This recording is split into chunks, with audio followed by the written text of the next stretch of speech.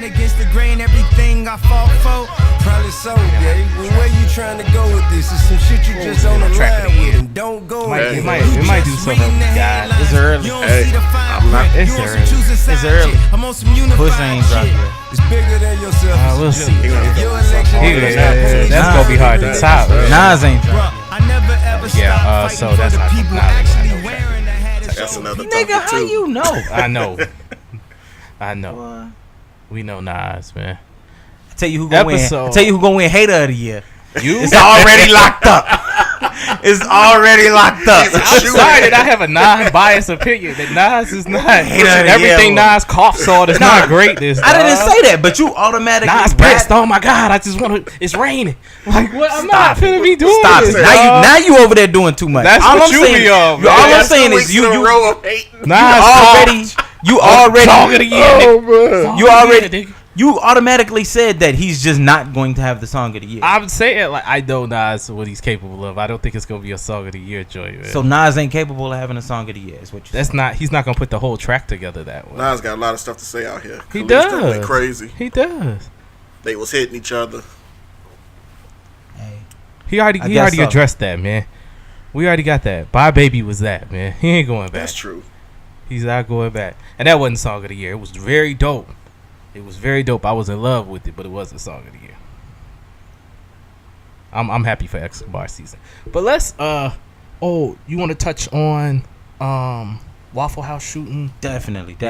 Yeah, so last episode when we touched on the Waffle House shooting in the Starbucks situation, I feel like we didn't actually say the hero's name, man, and I felt like I ain't gonna say did a disservice, but we got wrapped up in Starbucks. Yeah. I wanted to give more of a highlight and a shout out to him. So James Shaw Jr., who was the hero at the Waffle House shooting, he actually got a GoFundMe page started for him. He raised like $250,000, and he's using that money that they gave him to actually pay for the funerals of the 4 people who were slain in the shooting. So big ups to him, man.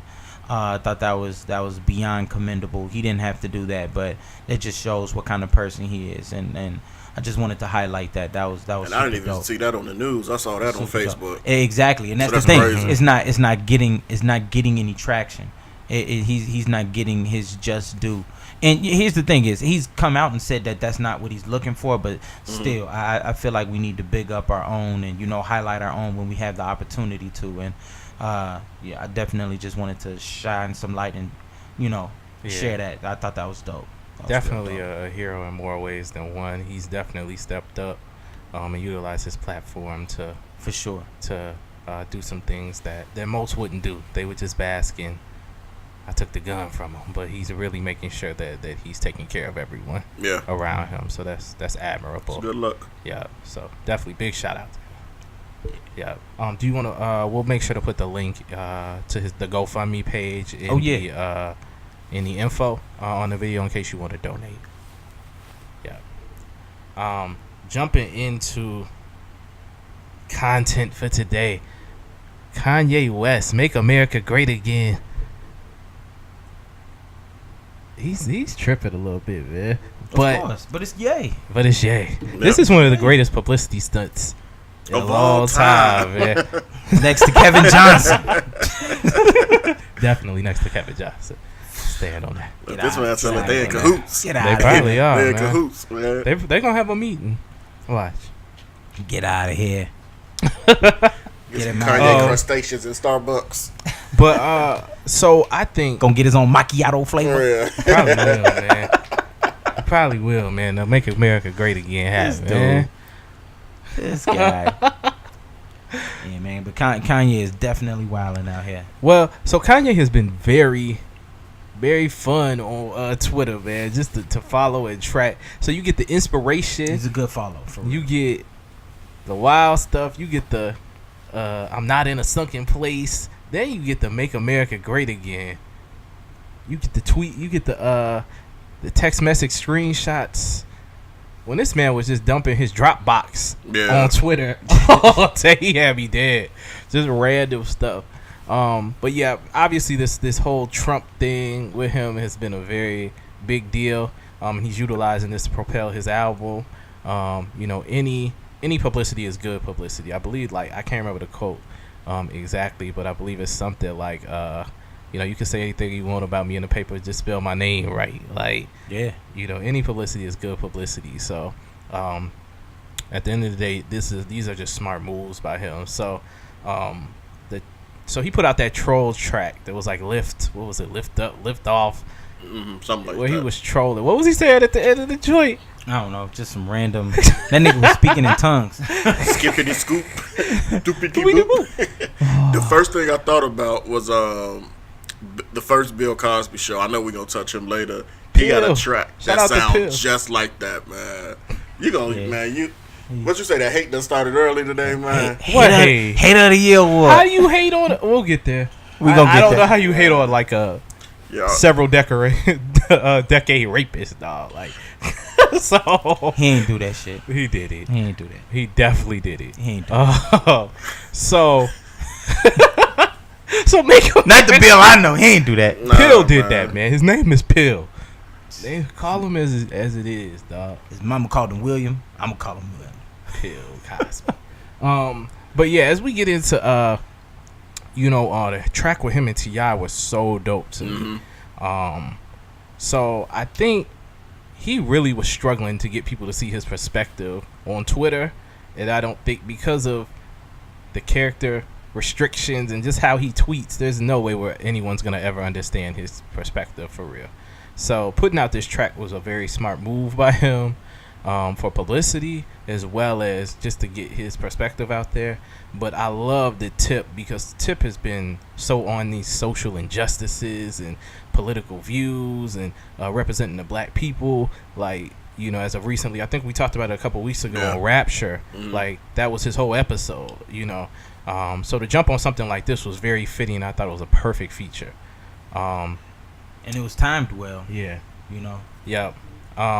Tip, his flow is just so laid back and fits anything, and he can adjust to whatever. It's an underrated wordsmith, man. Yeah. Very underrated. And I think he pretty much summed up the black community's views on Kanye's "Make America Great Again" joints very quickly. You know, didn't hold anything back. No, he went in. No, and I think that was a conversation at every barbershop and every salon and at every basketball game. Like, everybody was having these conversations about, like, we done protected you for this long or allowed you to be creative, and this is how you do us. Like, is this the same cat that was standing up talking about George Bush doesn't love black people? Like, doesn't care about black people? You could have had several rappers who could have came on and gave a similar perspective, but it had to be somebody like T.I. First of all, that's somebody who Kanye respects and who he actually values their opinion. They're not getting on the track with Ye unless it's that anyway. But it also had to be somebody who can present themselves and present the popular opinion, because it's still a popular opinion of our culture with what T.I. is saying. So then you had to have somebody who can articulate themselves and say it, you know, in a poignant enough credible manner, that you know they're going to be able to get their point across. And I think Kanye, he picked the right person to do this. The flow was very conversational. I think that's what made it so dope. Like, because I thought, like, why he ain't get originally, like, this would have been like a Killer Mike or somebody, but they would have been so aggressive. So Mike, and they don't have the Mike would have been halfway yelling, and people wouldn't have acknowledged that they were truly representing. The lyrical content would have been there. Yeah, it would have. Killer Mike would have definitely came on there and still did his thing. Yeah, but that's what I'm saying. It's like, this is the perfect feature. Nobody else could have done this better, in my opinion. Yep. I love the production. It just had like I don't know. It has some of a little bit of a. I hate using vintage anybody. Yeah, but slightly vintage, like nostalgic. Graduation era Kanye. Like, what was it? My Beautiful Dark Twisted Fantasy Kanye. Like, so I was loving that was, you know, it felt like that era of Kanye on the track. I was also just loving the fact that, like, he stuck to his guns, and T.I. stuck to his, and at the end they just be like, okay, well, let the world talk about it. because that's what's gonna happen anyway. You know, the first thing that I actually thought of when I heard this is the T.I. versus T.I.P. when he was arguing with himself on his own album. That's the first thing that I thought of, both content and production wise. It had a very similar feel, and I think that's another reason why it came together so well. This isn't a foreign realm or a foreign concept for T.I. And it's not foreign for Kanye either. Kanye love arguing. So I mean, this is right up his alley. And as I said, it helps. This helped the conversation, which I think, because Kanye, I mean, a lot of his perspective is, I'm fighting for us to be able to do whatever we want to do. You know what I'm saying? And whether you agree with it or not, I'm fighting for you to have a voice and be comfortable doing whatever you want to do. He articulated himself well. You can't poo-poo what he was saying. You may not agree, but the viewpoint, you have it after this track. And I think everybody wants Kanye to come on home. Like, come on back, Kanye. But this has always been Kanye. I don't think he's gone. But he's that's what I'm saying. This has been Kanye. If you go back and listen to his first album, all of this was there. But I think this Republican perspective that he's gained since he's had the guap and all of that, he didn't and run around with these Kardashians, man. Like he these Kardashians, man. Huh? I mean, here's the thing. Clowns, man. When it comes to, you could wife one, but they clowns. Well, this, in my opinion, this is Steph. You still need to work on that. By the way, I'm glad you brought that up, B. When day and night, I feel like, and this goes with any celebrity, not just Kanye, or not even just celebrity, but just content that you get.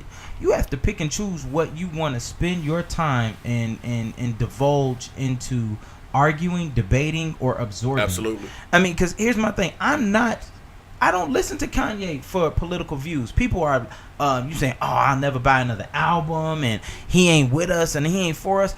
If you value Kanye's political opinion that much, so much to a fact that you're not going to let him entertain you anymore, then that's on you. I listen to Kanye because he entertains me, not this political stuff. I'm not. It's just like, okay, if I want to listen to the news, you have a choice. I'm not going to turn on Fox News because their views are skewed. So I'm not going to listen to Fox News. If I want to be entertained and I want to see something, I'm not going to turn on Love and Hip Hop because that doesn't interest me. So when I turn on social media or the internet or the TV or whatever it is, I pick and choose what I want to subject myself to. So when Kanye going off and he doing what Kanye do, it's not going to make me all of a sudden say I'm not going to listen to Kanye anymore just because he has Republican views and wears a Make America Great Again hat. I don't give a damn what Kanye got on his head and what he said until it gets into his music. Now I'm going to pick and choose what I want to listen to when I want to listen to him. And that goes for anybody, not just Kanye. I think we get but this whole album, let's say it's a Republican album. Like, all he's doing, you gonna listen or not? What's Since a you said you Republican picking album? it, huh? Well, he's so then this whole pro-Trump stuff and all of that. Like, this is his. I don't even think with this track he was pro-Trump. He's to an extent. If that's to an extent, because I mean, when you say that, okay, Obama didn't do anything for us, pretty much, and the world has gotten better since Trump has been in office. But then he said that on the tweet, and he gave him. On the track, though. But I'm saying, no, he initiated the track by going in on that. That was like one of his initial bars to the track. Obama was having sex? He said Obama was having sex. No, and then he went into, like, the reason why he loves Trump is it makes him feel like he could be the president. Yeah. Like, I think he said, did he say that? That's what he said. That's what he said. So, and then he went on about the Trump campaign. See, when he said that, I was thinking more of the celebrity status of Trump. I think that was sarcastic. And his celebrity status, I the can same be level of narcissism, all of that. That's where I got from. Yeah. That's. I mean, and that's what I'm saying. Where you just have to pick and choose what you want out of anybody. You got to decipher. You're right. Yeah, that's just like that goes for anything. People, I didn't boycott Kobe because he was a supposed, because he was an adulterer. I mean, they said he didn't. I wasn't a Kobe fan at the time, so that just helped my disdain for Kobe. My thing is, we give too much value and too much light. No. I'm talking about to an entertainer, as if all of a sudden they aren't worthy of fault. First of all, these people are put in a position to entertain you. But if you're looking for them to have the utmost of morals and values and to distill or make you somehow elevated, then that's what your leaders are for. So it goes back to the Charles I just Barkley be like- quote back in the day. I'm not your role I model. just be like, Exactly. acknowledge your platform. Just acknowledge your platform. But That's my whole thing. Acknowledge your platform. Like, I don't have to agree with you, but you have to know you have the platform. Ye knows he has the platform, and he utilizes And that's why it he's to his saying it. advantage Yeah. in whatever way he wants to, right? He's the same dude that will probably come out in like 2 weeks or 2 weeks after the album and be like, I was just playing, y'all. And everybody will be mad, but he got his album sales. He used the him and 50 stuff as a platform. You know what I'm saying? And totally crushed 50 on that day. When what was it? Was it graduation and the massacre or something? Yeah. It wasn't the massacre. It was after. It was the one after Massacre. But he used that platform to just push his sales through the Curtis. roof. Was it Curtis? Yeah. I think it was Curtis. Yeah. But he used the platform to push his sales through the roof during that time frame. One thing about Kanye though, he's pretty steadfast. I don't see him going back on what he said. No, me neither. If he said it, he meant it. Now he might say, "Oh, I've grown. I'm in a different space." That's what and I'm go back saying. on. Yeah. But when I'm talking about going, like 2 weeks later and saying, "Oh, I was just joking," I don't think he would do that. But there's times where he's gone back and said, "Okay, I've grown from this spot." But when Kanye says something that he usually meant it, it's heartfelt. Kanye is a super emotional dude. So Kanye super emotional dudes, like at the same time, a lot of times they go back on things that they said. Ye does it too. So I hear him do it with things. I'm not excusing him from that. I'm saying usually it's going to be a length of time or something as to where he's saying he's grown from something. Not saying 2 weeks later, I was just joking. Just the next time he has Kanye a feel good like interview. The next time he has a good interview that's gonna get a lot of views. I highly doubt we see that. We'll see it. But I think but at the end of the day, like when I think about what I'm expecting as far as hip hop wise, this shed a lot of light on what I'm expecting when June gets here. Like perfectly placed features and good production and things like that. Like that's I think the Ye that I've been missing. Like Jesus was not great production wise to me. I liked Pablo, but Pablo sounded like everybody else. Yeah. It sounded like everybody else's vibe. I just want transparency, and with this track, I think we're gonna get it. This sounds like this is gonna be candid and transparent. Kanye. All I care about is the music. All of this other foolishness, it don't move me at all. I mean, it's. But that encompasses the music. And that's what I was gonna say.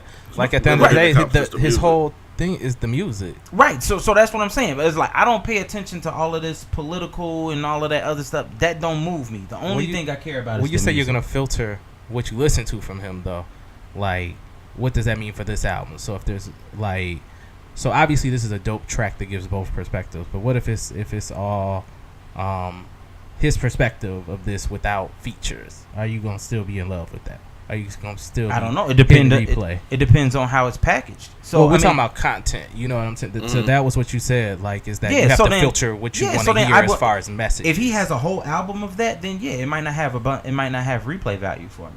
That don't mean I'm not gonna listen to it. It's just that I'm not gonna give it multiple spins. But Kanye ain't finna come out here and give me 9-10 tracks of Republican this and that. I got a feeling this is gonna be his most critically acclaimed album in terms of content. It's not because it's gonna be extremely controversial. I got a feeling this being controversial is different than saying everything is gonna be about making America great again. No, not even saying that. I think this will be a version of his 444, if you will.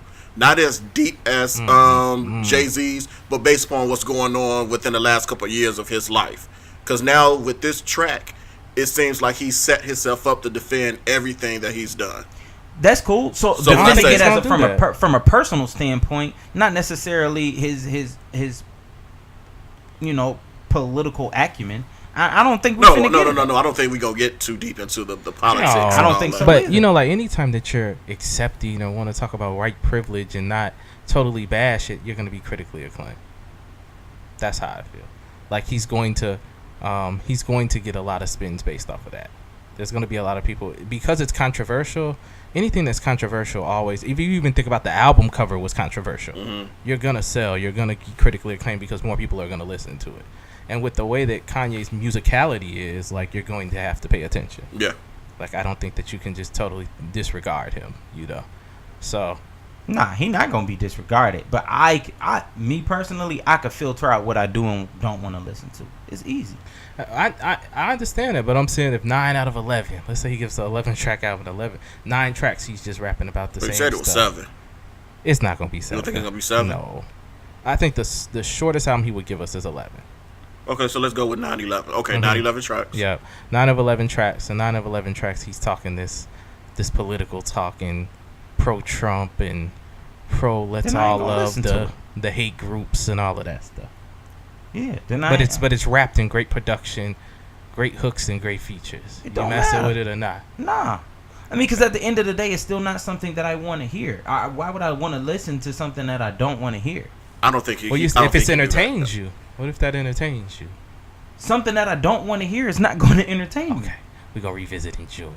I just want to get it out there. I see what you're saying. You see what I'm saying? I see what you're saying, but I agree with Aaron. If that's what it is, you're gonna listen to it because it's a Kanye joint, but it's not gonna be anything to run. And that's back where to. I'm saying that the contradiction is at is just like, well, he's entertaining, you know, because he's doing this. But the production and the music is gonna be he's so good. smart where he can't alienate what got him to where he is. I don't think it's gonna be that alt-right. It can't be. More sales. It can't It's be. not. Nah. It's not. But if you think about it, you can even go back to his clothing line. His clothes he's making for rich white folks. That's what their style is. You know, so he if you want to go, rich white folks now, man. The Kardashians that made him think he's rich white folks. I'm gonna give it a shot. If it's good music, it's good music. If the content is what you're stating it may be, because okay, I feel like no matter what, a Kanye album is gonna be entertaining. Mm-hmm. Like Yeezus was entertaining. It wasn't a good album, but it was entertaining. I did one spin because he did all types of crazy stuff on Yeezus, you know. And then you threw Bound 2 on there just for people to be like, oh yeah, he ain't lose it all the way. You know what I'm saying? So that's what I'm saying is that Ye is very creative. He can make I Love Being a Republican a great album. And people he's never said he was a Republican either. So he's doing what we're doing what he wants us to do. So he's happy with that. Yeah. And we're gonna continue to talk about it till what, June? Was it May 8th? When it's coming out? June 1st? June 1st, I think. Either June 1st or June 8th. I know him and then the Cuddy one comes out the other one. Yeah. So the next week. All I care about is the music. That's it. That's the only thing I'm looking for. I don't understand that though. All I care about is the music, but I don't. But if the message doesn't fit what I want, then listen. That's music. That's part of the music. But if it no. But at the end of the day, I pick and choose what I'm going to devote my time to. So if Kanye get on here and he gives me a package of something that I don't like, then I just don't listen. But you're here for that first initial spin of the album. Yeah. I got you. Yeah, that's it. I mean, because how else am I going to know I don't like it that's unless true. I listen to it? I got you. I got to listen It'll once. Be entertaining. I just want to see our views when we get to June. Yeah. That's going to be the big thing to me. But I just wanted to, discuss because I know Kanye and I know when things are controversial how he tends to ride that way. So, let's jump into your boy Bill Cosby and R. Kelly, man. Give that man what respect does he deserve? His name is Bill Cosby. Bill Cosby. We don't have to say doctor, but his name is Bill Cosby. They snatched all of them joints from us. Well, they wasn't real, so he's playing. So I don't understand. So that's petty. Nobody they ain't tearing. It's been a bunch of Caucasian males who've done the exact same thing, and they ain't tearing down none of them the way that they tearing down Bill. Trump still got his star on the Walk of Fame. Harvey Weinstein. We ain't fighting to get it. Still making movies. Matt Lauer. What's the other? Charlie Sheen. You been fighting against them injustices? Huh? You been fighting against that? No. Who else has? I mean, it'd be different if it. My thing is this: I think we have to get out of a space as black people that like we can't do nothing or we're just gonna watch. You know what I'm saying? Like we can make that just as public as we do Bill. It is public. I'm saying on our perspective, like we're boycotting, we're doing this and that. We against that, right? I'm not we don't have to boycott Bill. anything. We boycotting Matt Lauer and all them other people. The media hasn't confronted us with everything Matt Lauer, everything Bill. O'Reilly, everything, Weinstein. We heard those initial They gave reports, us enough though, and that was it. But we don't know what's that's going on. I know I don't do anything with them people. I know I don't watch or listen to. So I mean, but my thing is this: is our power to condemn or to write off isn't the same as those, because everybody who we just named is in media or show business of some sort.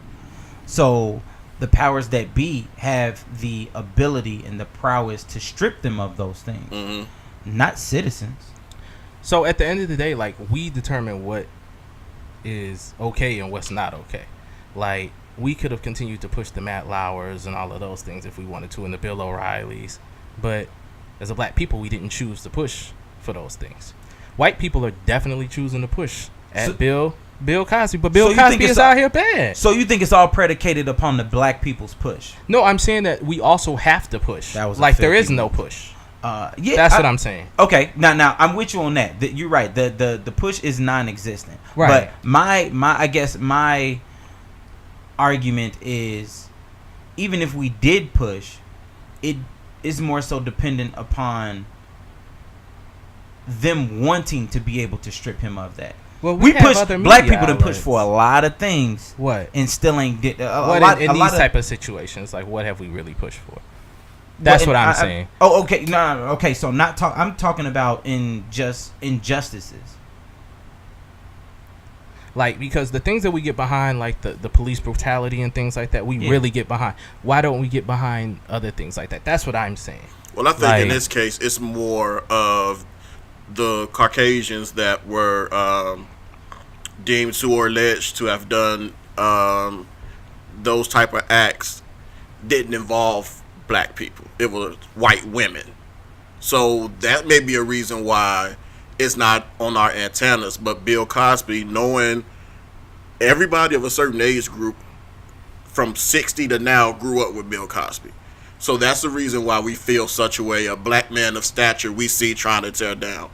Then on top of that, we have a white lawyer in Gloria Allred, a white woman that we know is kind of an ambulance chaser, saying he's this, he's that, defiling his name, and we don't even have all the facts. Even in the case, they're saying the judge even stated that some of the evidence was shaky at best. But every day you turn on the news, it's Bill Cosby this, Bill Cosby this. What about Harvey Weinstein? Just because it's a white woman that she didn't step forward or she decided to go back in the cut because she got money, it's over with. And I'm gonna play devil's advocate a little bit. But what about Bill O'Reilly? He's attacked us in every way, shape, or form with his platform.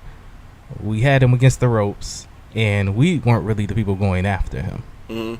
It wasn't really the black people going after them. Well, I would say that because I think Cameron went after. Ludacris not at that. Went after. Not over that. Cameron was just went at him. You mean over what? Over the sexual assault? Yeah. I thought you were talking about it in general. No. I'm talking about, like, in regards to that, because that's where Bill Cosby, everybody's going after him. Because that's the what media I'm is saying. feeding us Bill Cosby. The media isn't. But they fed us Bill O'Reilly. They're not feeding. No, they didn't. They're not feeding us any of these white men. Everywhere I turned, I heard Bill O'Reilly. Nope. Charlie Rose. Not on this magnitude. The only thing you heard, Charlie Rose was taken away. They didn't mess with Tavis when they took his show because they messing with Bill. They didn't talk about Bill O'Reilly. They didn't talk about Harvey Weinstein. They didn't talk about Matt Lauer. They didn't talk about Kevin Spacey. They talked about all. Talked about okay, they got heat for a little bit. That's what I'm saying. We didn't let up the heat. We don't That's control the media. And the media, we don't have how do we platforms. We don't have social media. We don't have anything. Like, we can push whatever we want. Police brutality, we pushed. And in your face, we made don't control that. We don't control the media. The media. We gotta stop having that perspective that we don't control nothing. GE controls the media, and GE wanted us to focus on Bill. We gotta get out of that mindset. Let's just keep it funky. That's what that is. We gotta get out of that mindset, though, that we don't control nothing. It's not a mindset. It is. Like, if we're in a state that we think that we don't control anything, then we don't control anything. That's my perspective. Okay, so what do you deem us? What should we have done? Well, I think you said protest. Okay, right, protest. If we don't have channels and things that we can utilize, then you utilize social media, right? Because I don't feel like black people got Bill O'Reilly out that seat. It was the constant seeing him from black folks don't watch Bill O'Reilly. But okay, black people know enough about Bill O'Reilly. That's what I'm saying. and how he feels I don't about know about us. that, dog. You Okay. didn't know nothing about Bill O'Reilly? You didn't know nothing about Bill O'Reilly? Nah. And like his stance on black people and No. all that? Yeah, I mean, after it was highlighted, but Because prior it was to that, consistent. You know what I'm saying? That's what I'm saying. And I hate to get off topic, but I just whenever we get into a space where I feel like we're victiming, like we're being total victims, or we're not. Like, I'm totally okay with us saying we're being victimized when we're really going hard. You know what I'm saying? But if we're not going hard, then we can't play victim as black people. Like, that's and my I'm not trying to sit here and paint him as a victim. I'm not trying to sit here and say Bill Cosby is a victim. What I'm saying is that if you're going to tear him down, make it fair. If he did what he did, that is absolutely deplorable. Right. Yeah, that's nothing that any woman should ever have to go through. And I'm just gonna say, I'm led to believe after dozens and dozens of cases, you did at least one of them. That's my perspective. And just to point this out, this isn't sexual assault or anything. This is murder. But OJ, on the flip side, we used our voice with OJ. They kept pushing us that OJ's a murderer, OJ's this, and we used our voice with OJ, right? And the narrative changed with OJ. That's what I'm saying. We have power. We have power. We have to think we have power though. But back to Bill. Bill, and I kind of went the R. Kelly in this because the mute R. Kelly thing really has just been big today. But muting R. Kelly for a lot of the same type of things that Bill Cosby is being accused of or convicted of at this point in time. So then why now? Why R. Kelly and why now? Yeah, so why do you think now? And so The Root is actually who started this whole movement of boycotting R. Kelly because of the same situations that he's been in that are that mirror what Bill Cosby has been in for the last few decades, that all of a sudden, came to light. Obviously, R. Kelly's has been a lot more out there. We have video footage of R. Kelly. They were pretty much saying, like, protect our sisters. I mean, you got more people coming forward against Harvey Weinstein than you do R. Kelly. So why R. Kelly over Harvey Weinstein? And that's what I'm saying is how are we using our voice to push that? And Harvey Weinstein is in more of a position to do this to more women than R. Kelly. Absolutely. How are we using our voice to push that? I'm doing it right now. Now we are. Right. That's what I'm saying. So we have to we just found out about the R. Kelly thing today too, though. But R. Kelly's been doing this for decades. So is Harvey Weinstein. Women, things like that, right? So and people have known about it for decades. Same with Harvey Weinstein. Harvey Weinstein, right? So So now we're using this platform to push Harvey Weinstein, and that's what I'm saying is ultimately we have to use what we have to be able to push it. We can't stop. We can't keep saying we don't have a platform. We got to use the platforms that we have. I don't think no one said we didn't have a platform. Well, we say that the media controls. Well, I still everything. stand by that. The And media controls everything that you digest, visually and but sonically. you change the narrative if you want to. If we get behind something, if the media didn't want to put Bill Cosby in this case on TV, we'll know nothing about it unless it's regional. But if they put it out and there's nobody who has anything to say about it, or there's not a big movement of people saying that we totally disagree with his actions, then they don't keep pushing it because there's nothing behind it. Harvey Weinstein. What I'm saying is this: there's two different levels in the playing field in terms of being black and being white. There is. Totally. Bill Cosby is experiencing it at a higher note than anyone else recently.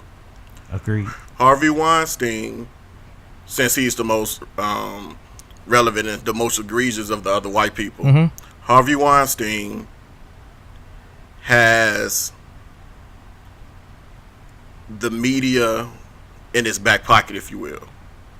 He is one of the biggest producers and the controller of the media that's out there via film, TV, television. Yeah. So there's a lot of people that have stock in what white people what Harvey Weinstein brings to the table. Black people, though. So you keep saying black people. I'm just saying, like, because we're not. I totally understand that perspective. So you can't. But it's not black people going after Bill Cosby, right? I would say it's probably mixed. No, I would say it's not any black people. I wouldn't say going after him, but I'm saying ultimately, like, because a lot of black people that I know, and let me know if y'all in a different space, are if he's really doing this, that these behaviors are this egregious, that I can't stand behind him. if he's really doing this, right? Yeah. Mhm. Like, It just that's hurts how you feel. because of who Bill Because Cosby of who was. he was for Yeah, these for sure. decades to us, and how we saw him as like the prototypical like black dad that everybody wanted, right? Yeah. Like Cosby Show was the black family that everybody wanted. He was Obama before Obama was Obama. I'm gonna say He this. He made it cool, and he let you know that I can do that. I could be a doctor. I could be on TV. I could have a good family. I could have a nice house. Exactly. He gave you that sense of hope. Even though it was artificial, it felt real. And to us. that's it was key. very real. Yeah. to us. Aaron, you may not know, but I know Brandon know my affinity for Bill Cosby. You know I Yeah. talk about it, but he know like in Yeah, depth. yeah, Me yeah. and Bill is like records. Like Yeah. Bill That's Cosby, your my man. man. So Not the TMS. I can sit here confidently and say I know Bill Cosby did this. I know Right. he did it, and it's nothing wrong with that. But me, when I'm It's torn there's with nothing wrong with you defend knowing him? it. But do you defend him in this situation? defend in terms of what? Like when we think about like just overall like the perspective or how people are, because like I feel like if you did this, that we don't have any reason to protect you at this point. My thing is, I'm a believer in an incident and time being of the essence of the most important. If you felt this was wrong in 1965, 1975, 85, 95, Yeah. 2000, however, whenever it happened, why did it take you? And I don't want to, go into the women and saying giving them reasons why and all of this stuff. But if it's this urgent for you 30 years later, why wasn't it that urgent back then? True, and not only that, I mean, and look, it like I said, Because they're not getting money for it. They're not getting anything. and it's a touchy subject. But if you it's the same MO for every lady. You knew this man was married, and every single one of them is saying, "Okay, I'm gonna go up to this hotel room with Bill Cosby." I mean, I'm just saying. I'm just painting the picture. I'm just painting the picture. You grown as hell. Not in some cases. I'm just painting the picture. But the way that so on the flip side, so the way that previously Bill Cosby was painted by the media, or by his TV shows and things like that, is that he was a very wholesome, very caring, very nurturing gentleman, right? And I don't know if going to Bill Cosby's room in 85 or 86, you felt like, oh, he might slip something in my drink. That's the difference is William Cosby is the man. Heathcliff Huxtable is a character. Right, but that's the perception. The difference. That's the perception. So me, not only that, and so my man's is if you going upstairs to a hotel room with a married man, what I'm saying is what's gonna happen? So you didn't get raped because you went to a room. No. That's ultimately no. I'm not it feels saying. like you're saying. I'm so not, clarify. Yeah. So what I'm saying is I'm not saying that you knew you was gonna go upstairs and get raped. What I'm saying is this: is you have to eliminate from putting yourself in certain predicaments. Absolutely. You have to. It's a bunch of people who. Real quick, I used to work at the hospital doing security. Little shorty sitting outside. He was like, "Man, I wasn't doing nothing." He got shot in the back, paralyzed from his waist down for the rest of his life. He wasn't doing anything, but he got shot standing on the corner, 2:00 in the morning. Right. Just chilling, kicking it with his homies. Right. He didn't do anything to deserve to get shot. These ladies didn't do anything to deserve to get raped, but you still put yourself in a position. So I want to just make sure something- that, like, I say something. So there has been a trend within the past, like, few years of a lot of people who consensual sex happened in the 80s, and I'm coming out now, and because I regret the consensual sex, I'm now saying that I was raped. If that's the case, then I totally understand. You know what I'm saying? That I stand behind a Bill Cosby or someone like that, because consensual sex and regretting that weeks later, years later, whatever, is not rape. Right? There was 2 consenting adults in there. But in these situations, they're saying that they didn't consent. Yeah, you know what I'm saying? And that's where the concern lies. I just want to make it very, very clear that in no way am I condoning what this man did. But on the flip side of that, there has to be some semblance, some level of responsibility for putting yourself in certain positions. It has to get raped. I don't really agree with that. Like that if I said no, that no wasn't good enough. Just No, because it's it was not. late at night in the room. No, I'm saying I this. think it's more. You have still to be put yourself in You have that to be position. aware I don't believe that. of what's going on. Like I do agree. Like, I probably wouldn't make the decision to go to somebody's. If I was a woman and I was 20-something years old, I probably wouldn't make the decision to go to Bill Cosby's room. I would probably say, let's meet during the daytime. if a woman is coming to so my that house I at 2 do agree o'clock, that I wouldn't do that, but I also don't think that she should be raped because of that. Right, Or that and we should I'm not justify. saying that. And That's what I'm saying. And I'm not I justifying. just want to make sure that my perspective is out there. That I'm not disagreeing with you. That I wouldn't make the same. Like I wouldn't go to the room at 2 o'clock in the morning. Like that makes no sense, right? But I also shouldn't feel like it's okay to be raped because I went there. Exactly. And that's what I think a lot of the, like, because there's only 2 people that know what happened within that room. Very true. And we don't have a rape kit from 30 years ago. Yeah, Very and true. obviously You know what I'm saying? I don't know the law because I thought the statute. You know, Nah. you had us. I didn't know you can They go back changed and them. Well, pull. depending on the state. But I know that case in that state happened in Pennsylvania, Yeah. so they were able to Yeah. pull that back. So Yeah. with Bill, you know, if I don't want it to be true, I know it is. But another thing that Aaron touched on within that era, I know we joked about it on a podcast before when I said that's what they did. That was in jest. That was in joking. Yeah. But the way that Hollywood circle was so closely knit back then, everyone coming up together, word floats and word travels. Yeah. Now, if you know you're going up to Bill's room, to piggyback off what you were saying, at 2 a.m, I heard that this is what he do. I don't know. But this is some unsuspecting But it's people, speculating. man.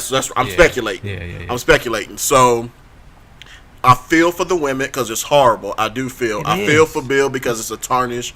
It's not even a legacy anymore. I can't even say tarnish because they destroyed it. But for those that have an affinity or a bond with Bill via his characters, I have enough wherewithal to pull lessons from the shows and all of that. Absolutely. But a new generation's it's gone. It's over. They're not going to get that. Yeah. They can't. Yeah. My thing is give him back all his money that he donated. You took away his degree. Okay, give us back the money. Temple and all give him back the scholarship money. If we're going to take away everything from him, give back everything that he gave. Because you don't agree with it, Yep. so you Give it all shouldn't back. want the money. Yeah. Give it all back. I agree with HBCUs that included. perspective. The millions of I agree with dollars that of perspective. philanthropy that this man did. Yep. It's Everybody. NBC, give us all the money for the shows that he made for them 8 years, different world, everything. Yeah. Give all that back since it's not in the catalog anymore. right. And I understand when you do something of this magnitude, this egregious, you can't hold them in the same esteem. But you can't all of a sudden just erase everything that he did.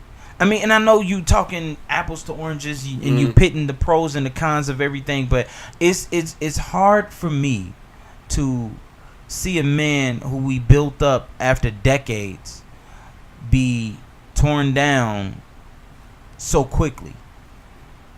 But by all means, I understand that sometimes the punishment has to fit the crime.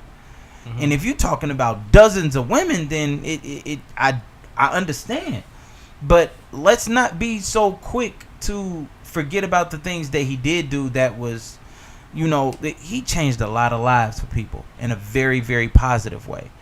But now it's being highlighted how many lives that he changed in a negative way. Yeah. So I mean, it's a catch-22. It's an ugly conversation to have. Yeah. Just because of everything that's going on. Yeah. I totally agree, but You I got think so much invested. Yeah, and I think that it's put us in it's disheartening. Yeah. I would say like to see It's somebody tough to that watch. you looked up to growing up. Yeah. In this predicament. All right, but let's jump into to Meek. So Meek finally got released last week. Hold up, wait a minute. Yeah. It took 2 white CEOs to do it, huh? Yeah. Guess so. So who was it? Kraft and who else? The Phillies, I mean, the 76ers. Yeah. Man, Yeah. they got him out that jam, man. Yeah, man. So what do you think is next for Meek at this point? Now that he's out that jam, do you think he really learns his lesson this time? I hope so. Sure, I would hope so. Because I think I really feel like Nicki and people around him kept him out the last time. There was a lot of people advocating for him. And then this throughout. time And I didn't know this was still foolishness from when he was 19. Yeah. He's 30 now. That's the worst part about it is that first of all, he shouldn't have been on parole this long. Yeah. It's no way he should still be on parole. But on the flip side of that, this last time might not have necessarily been something that should have been deemed as a parole violation. I know the popping wheelies and all of that. He was shooting a music video, and then they said it was an altercation. He was actually breaking the fight up. The cops, not the cops, but the video evidence, because they were shooting a music video, showed that he was breaking up the fight. But let's not forget about the fact that this man broke parole a lot. And with the failed drug offenses and, that's what and I was all of that. Get into. So let's be real. Let's balance it out. Right. Happy to see Meek home, but I mean, it's like, come on, dog. You did this is like your 12th chance. And every time he gonna get out and kill it this time, and he's really gonna do better. Right. And I just don't be seeing it. And how many chances do people deserve? You know, you're right. That's my only thing. It's just like I say the same thing for a lot of these football players. Like what's my man's the wide receiver who played for the Browns? No, Josh Gordon. No way in hell he should be in the NFL right now. You how many chances do you need when you are afforded an opportunity like this, and you've squandered it on more than one occasion? Yeah. That just shows me that you don't deserve it. You don't appreciate it. Now, I'm not saying that Meek doesn't appreciate his freedom. What I'm saying is he better make better decisions and choices going forward. He has to. Now you got way too many eyes looking at you. You got way too many people advocating for you. Don't make them look stupid. Yeah. Because there's no coming to your rescue another time. Yeah. It's ridiculous. And I agree. This has been a long, drawn out case since forever and a day. And it's still not over. Yeah. It's still not over. But him keeping his nose clean will finally get him off these papers. Like, he's been on paper since forever because he can't act right all the time. Yeah. You know, because some of these, like the popping willies and stuff, probably would have been thrown out if it wasn't for the drugs and the not notifying, his PO that he's going out. Carelessness. Right. Then he's on IG stunting and stuff. So he's very out in the open, letting everybody know he's out here, like, doing whatever he want to do. You know what I'm saying? So I believe he's changed. So I hope. Now I do think that there's hope for him because of, like, look at T.I. Like, T.I. kept making stupid mistakes, and he finally got to a space like, all right, that's enough, man. Yeah. Like, I done did enough. I didn't, put my family in bad predicaments enough. I done sat behind enough, bars. Okay, I gotta stay out and I gotta do something positive this time. So I pray that Meek gets to that at this point. But and I'm slightly optimistic, but Meek is just so reckless all the time. Yeah, I listened to his interview with Lester Holt. I know I told you guys that it was a full interview, but it wasn't. It was a YouTube excerpt with Lester Holt. So they're doing an hour-long segment, which is forthcoming. Yeah. And based upon what he stated in the interview, it seems like he get it. It can be good PR.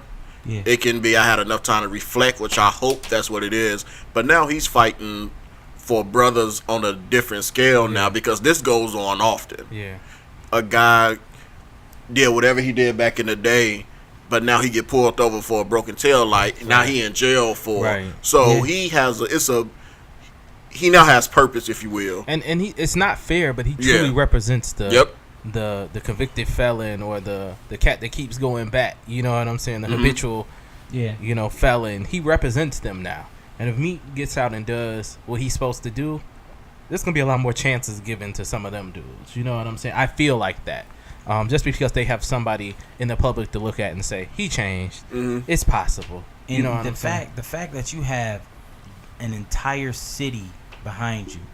Now it's different when you got your fans who can come up and they do the rallies and all of that. But man, you talking about CEOs, and you talking about celebrities, and you talking about sports figures, you talking about political figures who coming out the woodwork, who vouching for you. Don't make them look stupid by another display of absent-mindedness, or just doing something that's just outlandish. Live up to the people who they are saying you are. These people invested their time to advocate for the person who you are. Meek ain't like that. He's been dealt with unjustly. So now that you are afforded yet another opportunity, you got to use this to the fullest. I think we as black people always talk about the opportunities that we don't have. Now that you have this opportunity, you have to utilize it in the right way. Yeah. And not just do it for another 3 months and then that's it. Right. You have Hold up, wait a minute. Right. Y'all thought I was finished? You got an obligation. You have an absolute obligation to hold it down for your city and everybody else who advocated for you. Because if you don't, this will never happen again. And when I say this, I'm talking about advocating for the injustices. Yeah. Because it was unjust. This man got sent back to jail for doing the right thing. He was breaking up a fight, and he brought the city together. Yeah. One thing's for sure is whenever Meek have a music video or whatever, he in Philly, and he bring the city out. They have a ball. They have a block party. He doing what he do. And he broke up a fight, and he went to jail for it. So that sucked. That wasn't injustice this time. What I'm saying is don't get back caught up into any of that other BS that had you on parole before. You know? So those infractions is what I don't want to see. Because the last thing you want is for all of these, big time people who stepped behind you and invested their time into making sure that you was going to be a free man. Yeah. And then squander it. Yeah, so what do y'all think about Kraft and the Sixers guy coming in and being the quote-unquote saviors, if you will, to get them out? I thought it was dope. I mean, I think that there's a lot of work that went into that they just showed up, and because of their pull, a lot of people, I mean, that just added additional fuel to the fire. Like, I think the Jay-Z's and the T.I.'s and everybody, even the Drakes, like, although they weren't getting along, but him just bringing and acknowledging that he shouldn't be in that jam. Like, that all, and I think that those guys kind of jumped on at the end to something that was already, a train that was already moving. And it was helpful. It showed Nicki, too. Not saying she jumped on the end. Yeah. She was in the forefront of that. Yeah. It showed the cultural disconnect within African American and Caucasian when the 76ers owner had a press conference and said he didn't know that this happened in the black community. Yeah. That's wild. Yeah. And it's on the news nightly if you focus, if you read your newspaper, if you're on the internet. This is something that happens often. Now with Kraft, I think this is another narrative for Kraft. I think it was I do too. I think it was him but do we think, I was going to say this, do we think that this is a example of us jumping behind something and making something happen as black people? I think so, yes, because it's something that more of the masses, if you will, cared about. But what I'm saying is that it also takes... I said, I see what you did there. Yeah, but it also takes people of a certain level of prowess to help push that to the forefront. Eventually.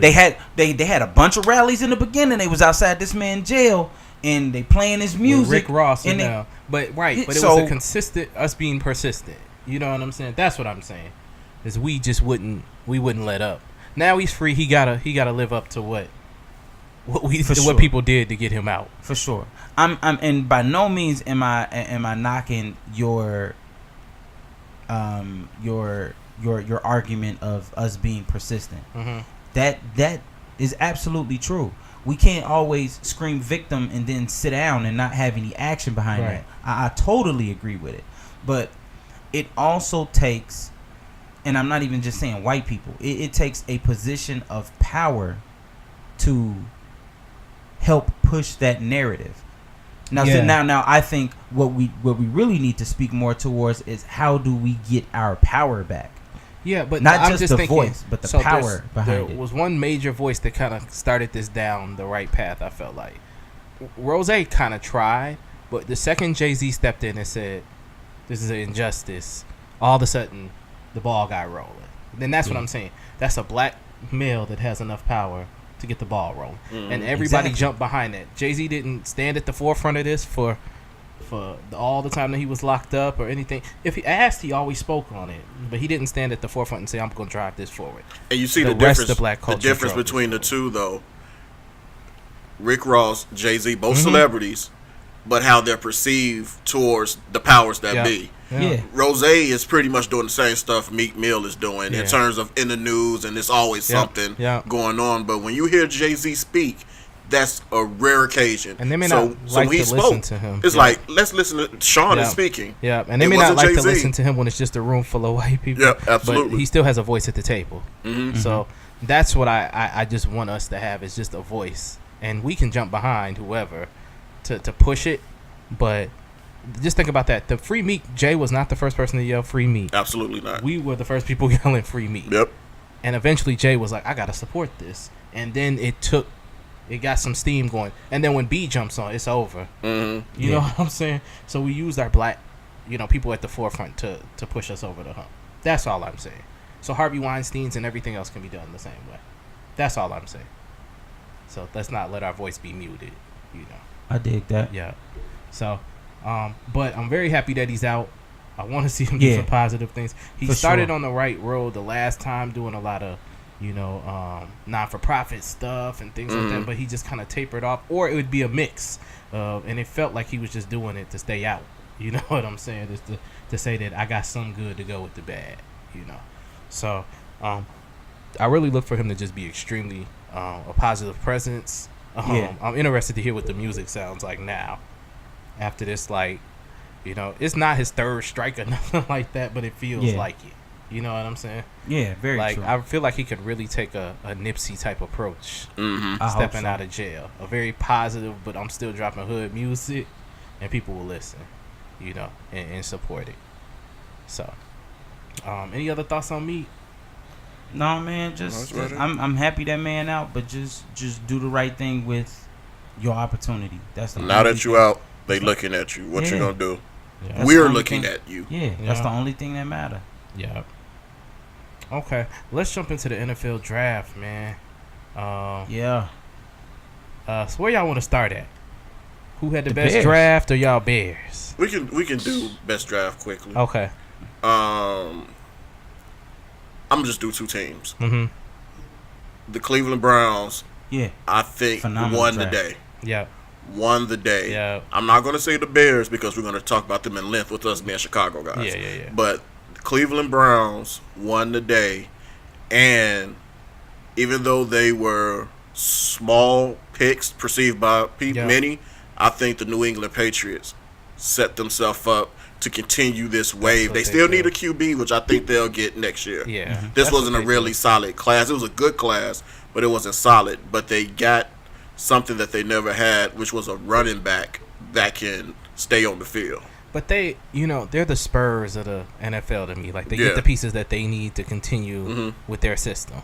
You know what I'm saying? And when you have Tom Brady at the helm, it's all about getting pieces that's going to fit into that. So I totally agree. They had a good draft to me, because it wasn't the loudest of moves, but it was what was going to help them. Yeah. You're looking like December and be like, dang, that was a good move. Yeah, man, they 12-1, and Yeah, and Cleveland was probably my number one team because whatever they lack in coaching, like, they've kind of made up for this draft for me. Yeah. And the type of character and the type of talent that they picked up. Baker is a firecracker, but not in the same ways that Johnny Manziel Absolutely was. I think he fits what Cleveland has, that tough, gritty, I gotta prove myself type of mentality. I mean, he's a walk-on, but I think he's also the most NFL ready. Yeah. He played against big time talent all year, game in, game out, and he showing proof. When he got on the big stage, he always came through. Yeah. And he's a hard worker. That's why I was torn. I thought Sam Darnold was more NFL ready, but based on that intangible that you just mentioned, playing in those big games, being the one on the field, Darnold sat for years, man. Yeah. Yeah, I think the other thing with Cleveland, I just want to say they've probably had the best offseason to me. Like, not just the best draft, but off season. All together. When you put the draft and free agents and trades and everything, they've really gotten better. Baker Mayfield's going to have some people to dump the pill to. Yeah. He's not going to step in and not have anybody to throw the ball to, which I think is excellent. I will go ahead and say the Bears had a good draft. Outside of one thing for me, what's up with the receivers, man? I think they did a good job. I just wasn't happy with the whole receive. I don't think that receiving core is going to I think do what they need him to do. They addressed the number one in the offseason with Robinson. Allen Robinson. So yeah, I think they're gonna give Kevin White. This is your last go round. I be just this don't number trust 2. it. You know what I'm saying? No, Kevin White gone. No, he's still there. No. I know. I'm saying I think he's going. Oh, okay. Yeah, I think the Kevin White experiment is over. Yeah. You got Miller from Memphis. But he's a slot receiver. Right. He's not a outside 2-1-2. No. So but they don't have one. He can grow to that. I think not at 5'10". I don't. Okay, not a possession. You don't remember Steve down. Smith playing outside all day long? Antonio Brown, Steve Smith those are different animals. Okay, but he said that's the only person he's trying to pattern his game after. So I'm not saying that that's who he will be day one. I don't want to say that by any stretch of the imagination. I'm saying that if that's who he said he patterns his game after, then I'm open to seeing him grow from that. Yeah, so he has the growth to do that. What I see the Bears doing is with Nagy's offense and the amount of receivers that we acquired, is going to be a lot of 4 receiver sets. Kevin White still has his shot to be on this team next year if he can make moves. If not, we'll be getting a better wide receiver next year or one through free agency. I think you might see a lot of Robinson and White on the outside and Gabriel. And not even White, because now you got Burton you can line up. That's what I was about to say. On the outside. So I see what you're saying. I see a lot of twin Burton. tight end sets with Burton and the rookie from Shane. Yeah, but I see that. And my whole thing is like I wanted somebody to replace Kevin White. Like that was gonna be okay if Kevin White is not doing what he needs to do early in the season. We have somebody to just take that spot. I don't feel like they got that. I feel like they got another Johnny Knox. We've had that. That's what I felt like they got. That's why I felt we should have kept the Memphis Meredith. receiver. We should have signed Meredith back. So that's what I felt like they got with the slot receivers and things. I don't think he's going to grow into because that's such a unicorn to have a Antonio Brown or to have a Steve Smith. Yeah. Like that's two. I don't see him being a number 2. I see like him being a slot for his career.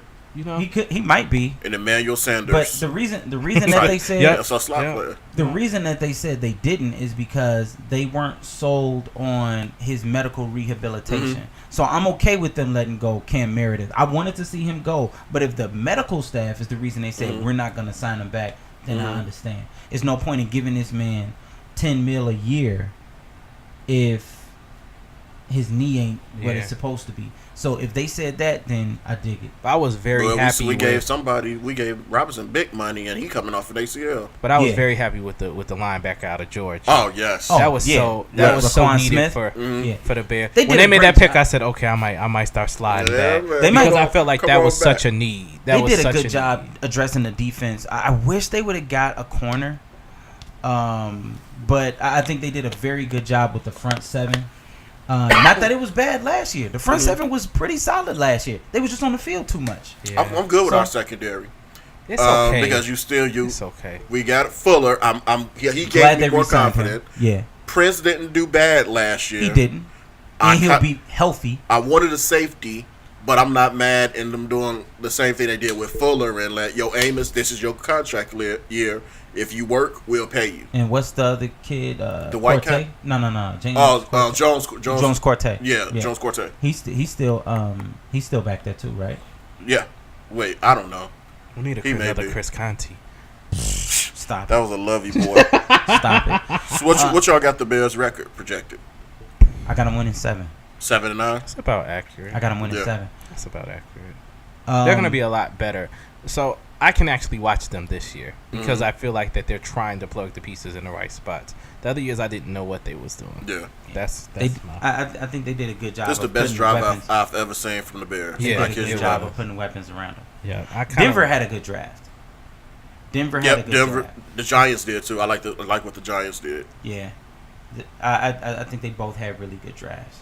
But I mean, obviously, Chicago, I was impressed. And Jacksonville defense just got better. What y'all think about the Lamar Jackson pick?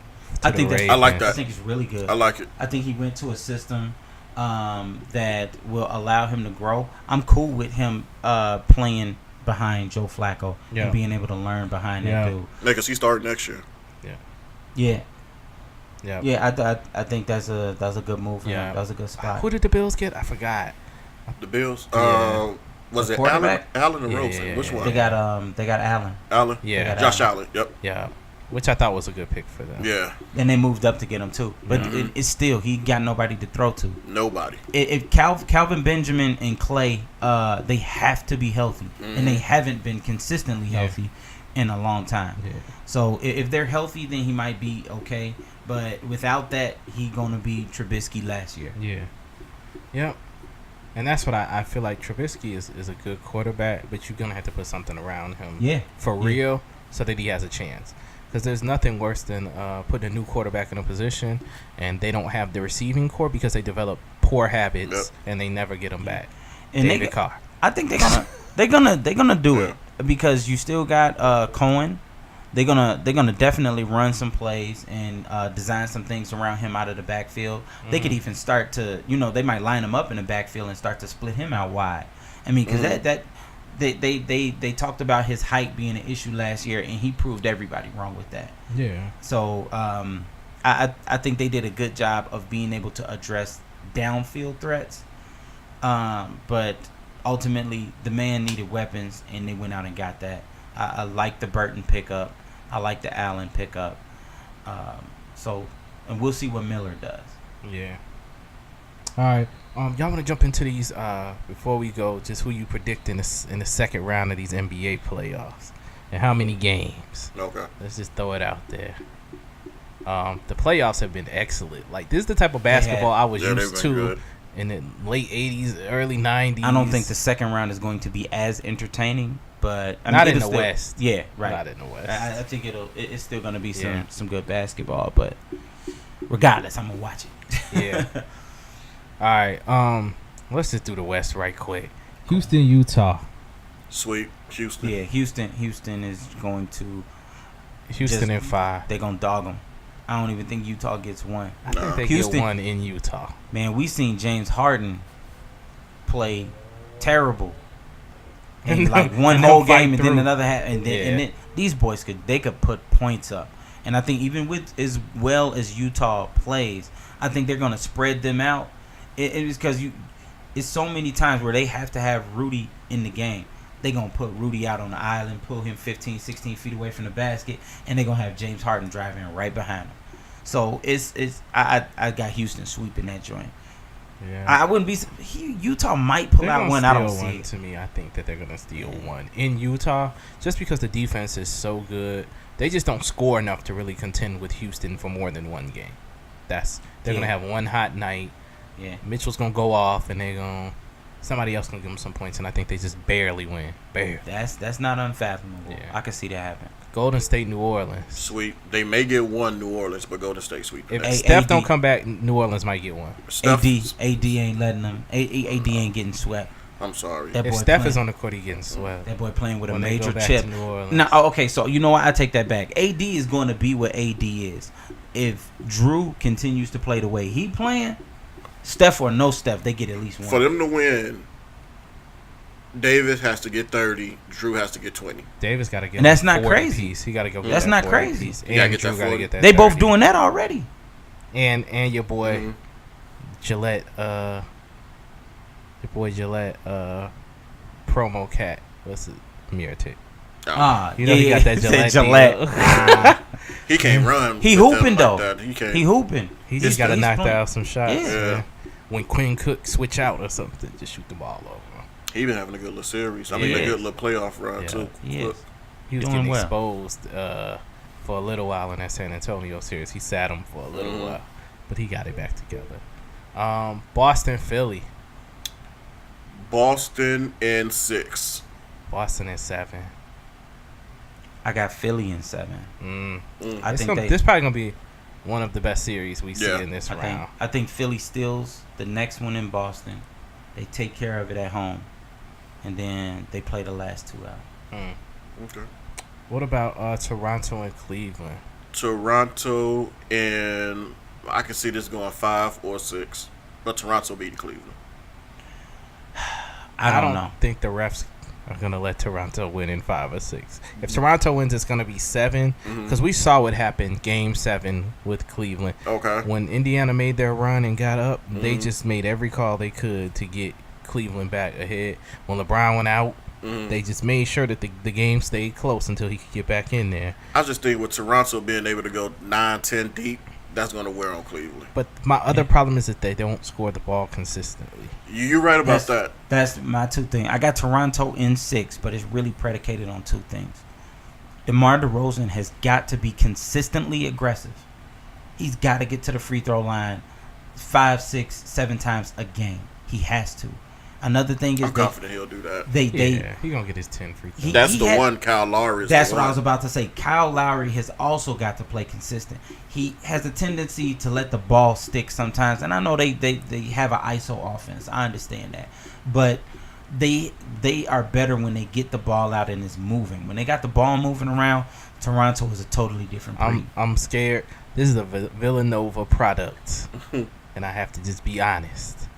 I don't ever feel confident in the playoffs when Kyle Lowry has the ball. And especially if he's going against LeBron. Like, for some reason, he shies away whenever they play Cleveland, and he disappears. He be hiding in corners and taking bad shots. It's like he tries to get himself going very early in the game, and if he hits 2 or 3, he gets confident, but the confidence wears off by halftime. So I think that's what's going to cause this to be a longer series than what it needs to be. If Lowry gave you 20 a night like he could do, it's a 5-gamer. Like, I totally agree. But he's not going to do that. 5, 6 games, it's going to go 7, and then maybe he'll show up. In Game 7, how he shows up will determine if Cleveland wins this series. I need smart Casey for this series. Now, he's been consistent. I need Casey to be smart. I need Casey to do it. Take the blueprint from the Pacers. LeBron can get all he want. Don't let anybody else beat you. What condition is OG in? Is he gonna play? He's been okay. No, didn't he get like nicked up last game? Yeah, but that's what I'm saying. Is he gonna play like he's gonna start? I think so. Because I think you can throw away his fouls on LeBron early. You're gonna have to before you throw other cats at him. Yeah. So let him play physical. Let him alienate LeBron a little bit. Catch his 2 fouls, and then throw somebody else at him. Like, you remember when the Bulls used to have like the 5 centers joint, and they used to just throw cats. Rotate. Yep. Rotate them fouls in and out. Yep, and just utilize all your fouls. Yeah. Because he's not a great free throw shooter, and especially whenever he's in high pressure situations, he shies away, or when he start wiping them hands, it's gonna be a rough go. You got to limit LeBron in the first half. Yeah. LeBron James runs out of gas in the third and fourth quarter. I don't even know if he runs out of gas. The last 6 minutes of the game, he shies away if they're down or if they're in a situation where they're tied. Not against Indiana. Well, maybe game 6. In most games where they're down, unless he's getting all the calls. If he's getting all the calls, then he seems to get aggressive. He always been getting all the calls. Not always. That he struggled for last a couple. 15 years. One of the Indiana games, he really struggled to get calls, and he really hid from the ball after that. That was the Tech game. Huh? The Tech game. When he got the Tech. Yeah. I don't remember that. He hid from the ball the whole rest of the game, like the last 5 or 6 minutes. So if LeBron was consistently aggressive, I would probably put him in my top 5 throughout the fourth and everything. I probably would have to put him in my top 5, but because he decides to shy away from the moment, that's not his game. He's never his game ain't built to be aggressive. And I'm not saying that he needs to be shooting jump shots. What I would look for LeBron to do is go get on that block and bully dudes and make them make a call, because I know he doesn't trust his jumper like that. I wouldn't either. But throw the ball down there and make them make a call, or allow me to get an easy bucket. I trust that jump shot the way he's shooting it in the playoffs. LeBron first round jumper is always something he's confident. LeBron needs to do what if you can shoot it in the first round, you can shoot it in the second round. To us, what he did to Lance in Game 7, and that was go to the post because he wanted to punk Lance. That's what he should do. Let that be your bread and butter. Like we said with Melo, live 18. But if they would have run into Philly, he couldn't do that to Ben. One thing's for sure, Dwayne Casey ain't about to get out coached. Not this go round. It won't be a battle of coaching. Than ever. He's more ready than ever this go round. I've been really proud of his development this year, man. For sure. How he just went back to the drawing board and said, what I'm doing ain't working all the way. Yeah. I got to change something, and it's been effective there. I think that's going to end up being a very good series. His defensive schemes are so much better, and I think he got something in the tuck for him, man. I hope so. Yeah. I think he did a good job of being able to adjust throughout the first round. I think we'll see more of that in the second round. Yeah, he did. Home court advantage is definitely going to help Toronto. It is. What's it called? Jurassic Park. Yep. Going crazy, man. Six. Yeah. But all right, that's it. That's our predictions for this go round. Put yours in the comments. All right, y'all. For the people who put you in position, don't you feel Back an next obligation week. to them? I feel an obligation Listen to to show Tippin' people and new Yeah. ideas. Same bat channel. 23. Same bat time. Every Wednesday. Great again, had a negative perception. I took it, boy, rocked it, gave it a new direction, added empathy.